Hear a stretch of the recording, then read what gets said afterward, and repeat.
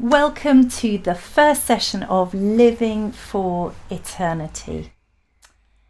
We have a wonderful team of people who are praying for you that through this course you will reset the sat-nav of your life to live for eternity, and that you will encounter the everlasting love of God for you.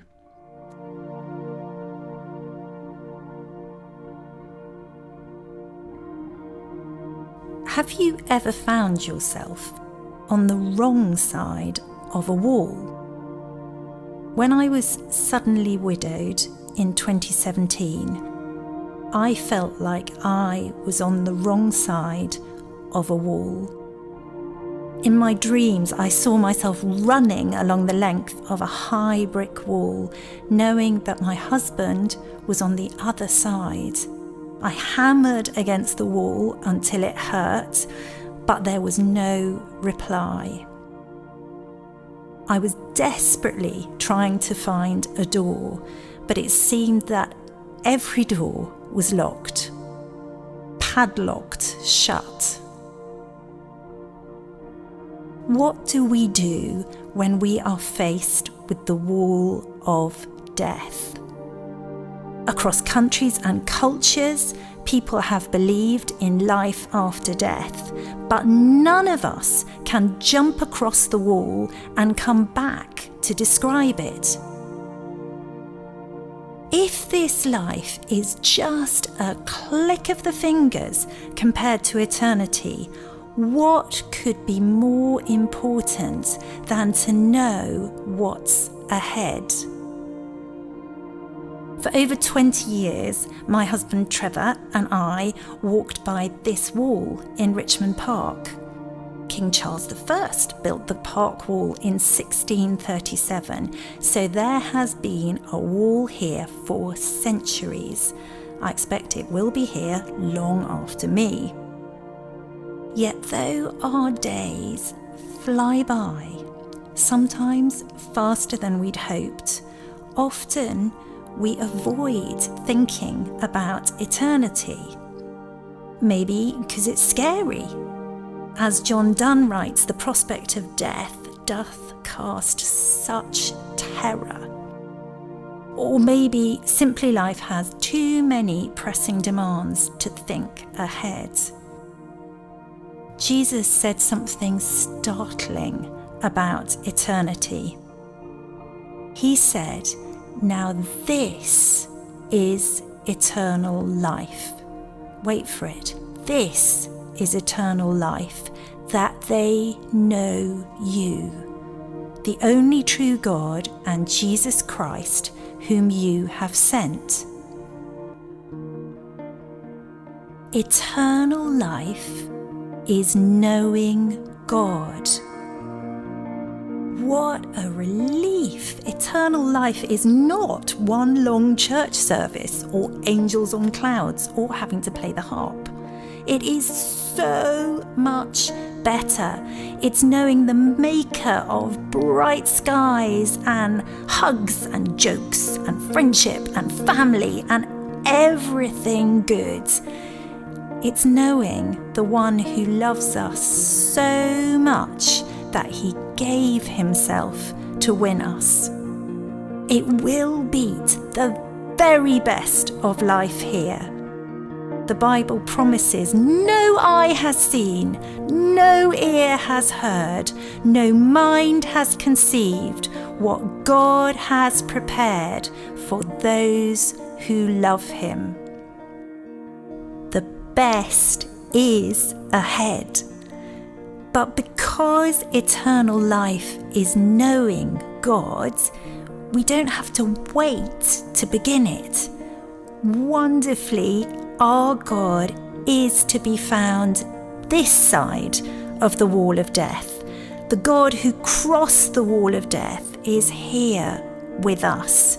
And I have found God here with me in the loss, in the grief, in the comfort, in the hope, and in the joy. You see, eternity is not found in a place, but in a person, in the God who made himself known in Jesus Christ and longs for us to know him today by his Spirit. I am way too small to grasp the infinity that is eternity, but today I can take the hand of my eternal God.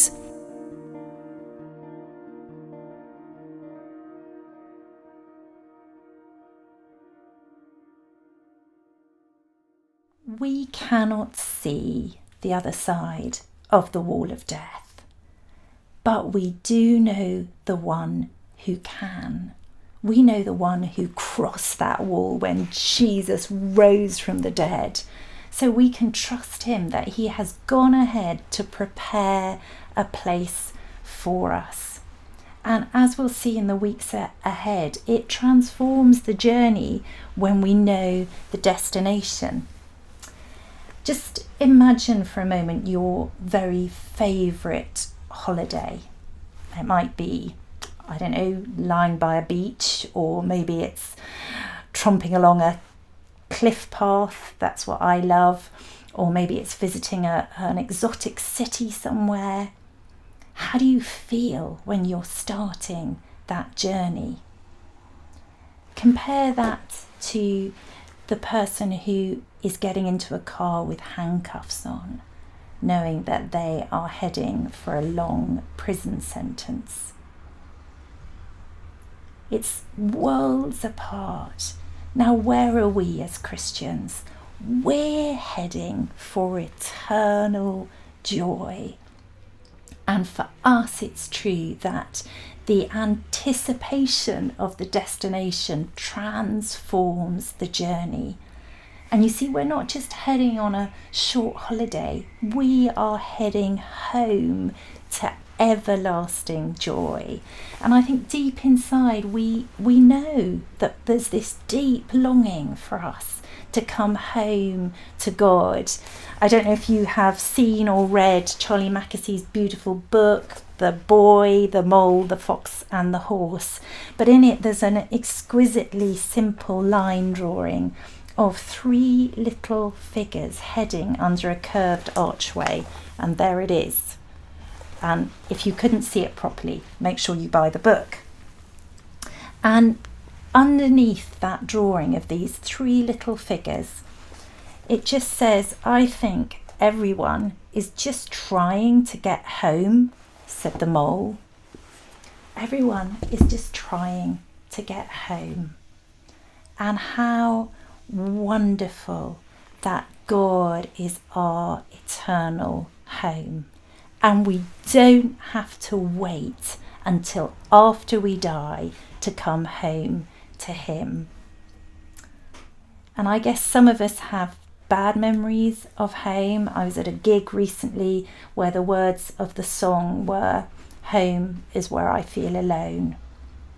But for us, our eternal home is a place we will never ever feel alone, because we are welcomed into the great embrace of God. It's the picture that Jesus gives in the story of the lost son in Luke chapter 15. And as soon as that lost son turns to come home, his father races to meet him and just embraces him with loving arms, a massive bear hug of an embrace. And for us, just even as we choose to come and turn our attention to God today, that's always how he comes to meet us. What is ahead is more wonderful than you and I can possibly imagine. I have two younger friends who have wonderfully grasped that, and here is their take on the joy to come. So, one day a few years ago, I went to church and listened to a talk about eternity. And when I heard about it, my heart got this tingling feeling. And it just showed me how great eternity was going to be with Jesus forever. Do you think there'll be a party in heaven one day? Yes. What do you think that party will be like? Just a celebration for when all the people are there so that they can all be together and they can all see how God makes the new world. And what are you looking forward to most about heaven one day? To see God. Joy is our destination because God is the destination and He is the source of all joy. Everything good comes from Him. That means we don't have to wait for joy. The joy giver is here with us. He's here this side of the wall. And maybe you can think right now, if you know Him already, you'll know times that joy has just broken into this life in the most unexpected ways. I love it that I'm part of a church where regularly we see stories of God breaking in to people's lives. This side of the wall, it's what He wants to do. But most of all, He says to us, we can know and taste this eternal life right now today because we can know Him. We can begin that infinite adventure today of knowing the eternal God.